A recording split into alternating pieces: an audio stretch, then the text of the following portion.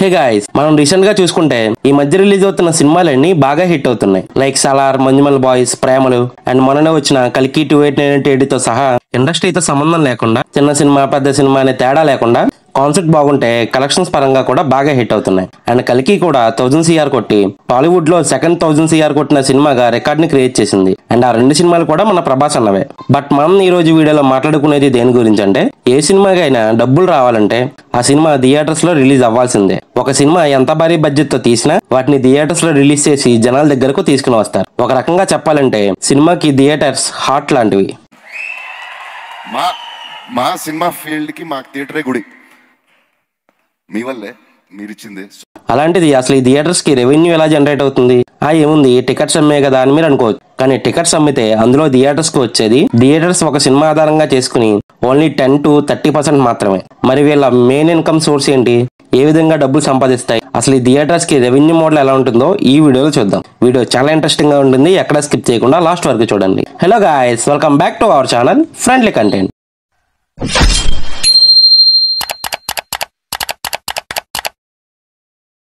Sorry guys, cold వల్ల voice కొంచెం change అయింది. ఈ ఒక్క వీడియోకి అడ్జస్ట్ అయిపోండి. Thank you. ఇప్పుడు మనం ముందుగా సినిమా షూటింగ్ అండ్ ప్రమోషన్స్ అయిపోయాక థియేటర్స్ వరకు ఎలా వస్తుందో చూద్దాం.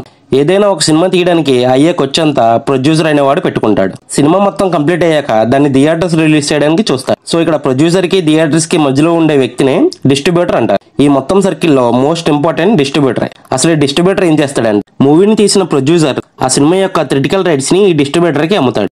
అండ్ ఒక్కోసారి డిస్ట్రిబ్యూషన్ రైట్స్ కూడా అమ్ముతుంటారు. ఇక్కడ రిస్క్ మొత్తం తీసుకునేది distributors. In case cinema flop అయితే ఆ లాస్ అంతా డిస్ట్రిబ్యూటరే భరించాలి. ఇందులో ప్రొడ్యూసర్ కి ఎలాంటి సంబంధం ఉండదు. అదే సినిమా హిట్ అయితే అందులో నుంచి కొంత షేర్ ప్రొడ్యూసర్ కి వెళ్తుంది. ఈ విధంగా ప్రొడ్యూసర్ కి డిస్ట్రిబ్యూటర్స్ కి మధ్య అగ్రిమెంట్స్ జరుగుతాయి. ఈ అగ్రిమెంట్స్ అయ్యాక సినిమా డిస్ట్రిబ్యూటర్ చేతిలోకి ఉంటుంది.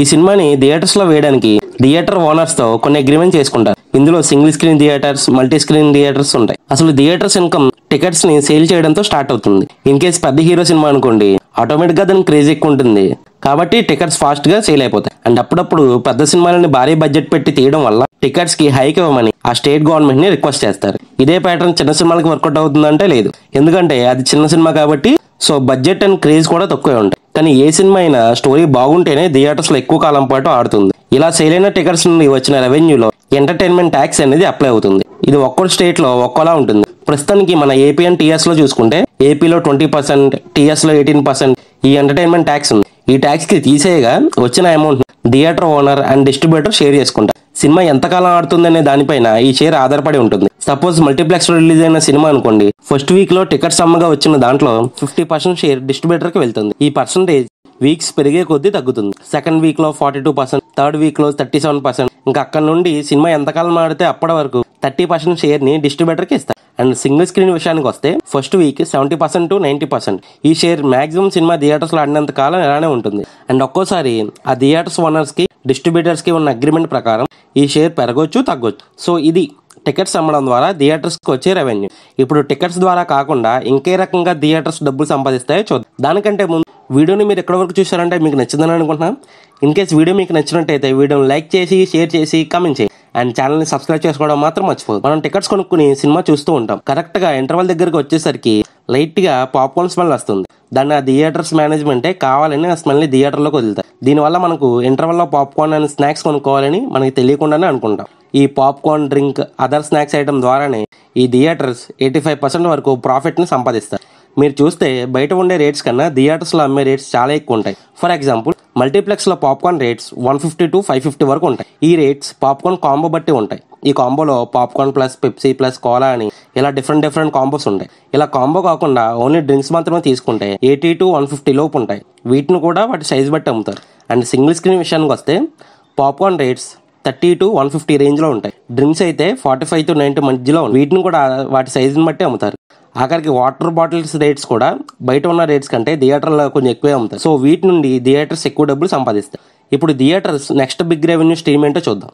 మనకు మూవీ చూస్తున్నప్పుడు చిరాకు తెప్పించేవి ఏంటంటే, సినిమా స్టార్ట్ అవ్వడానికి ముందు అండ్ ఇంటర్వల్ బ్రేక్ తర్వాత వచ్చే యాడ్. సింగిల్ స్క్రీన్ అయినా మల్టీప్లెక్స్ స్క్రీన్ అయినా ఈ యాడ్స్ వేయకుండా సినిమాని స్టార్ట్ చేయాలి. ఇలా తమ యాడ్స్ ని స్క్రీన్ మీద వేసినందుకు ఆ బ్రాండ్ ఓనర్స్ థియేటర్స్ ఓనర్స్ కి ఎక్కువ మనీని పే చేస్తారు. సో ఈ విధంగా పాప్కార్న్, డ్రింక్స్, స్నాక్స్ ఐటమ్స్ తో పాటు యాడ్స్ ద్వారా థియేటర్స్ ఎక్కువ రెవెన్యూని జనరేట్ చేస్తారు. అండ్ లాస్ట్ గా పార్కింగ్ దగ్గర నుండి కూడా వీళ్ళకి ఇన్కమ్ వస్తుంది.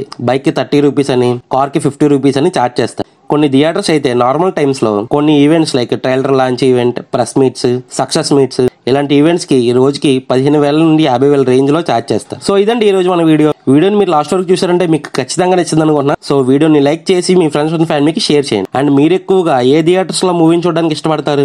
సింగిల్ స్క్రీనా, మల్టీప్లెక్సా? కింద కమెంట్ బాక్స్ లో మాతో షేర్ చేసుకోండి. అండ్ ఇలాంటి interesting and informative videos miss కాకూడదని అనుకుంటే కింద కనబడుతున్న రెడ్ కలర్ సబ్స్క్రైబ్ బటన్ నొక్కి ఛానల్ ని ఇప్పుడే సబ్స్క్రైబ్ చేసుకోండి. మరొక ఇంట్రెస్టింగ్ అండ్ ఇన్ఫర్మేటివ్ వీడియోతో మళ్ళీ కలుద్దాం. అంతవరకు బాయ్ బాయ్.